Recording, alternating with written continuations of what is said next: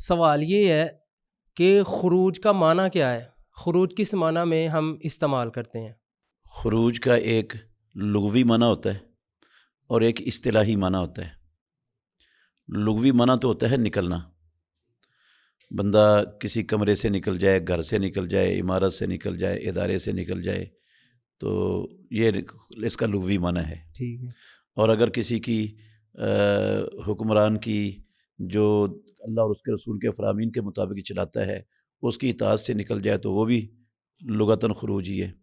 اور اصطلاحاً خروج کا مطلب ہوتا ہے کہ ایک مسلمان حکمران جو اپنی قوم کے اوپر ظاہری طور پر اللہ کے حکام کو نافذ کیے ہوئے ہے، اس حاکم کے خلاف مسلح جد و جہد کرنا، مسلح ہو کر اس کے خلاف میدان جنگ میں اتر آنا، یا اس کے کسی ادارے کے خلاف مسلح جد و جہد شروع کر دینا، ٹھیک ہے، یا قتل و غارت اور تخریب کاری کی راہ اختیار کر لینا ایک مسلمان حکومت کے اندر رہتے ہوئے، یہ سب خروج کے اندر آتا ہے۔ ٹھیک ہے۔ اور یہ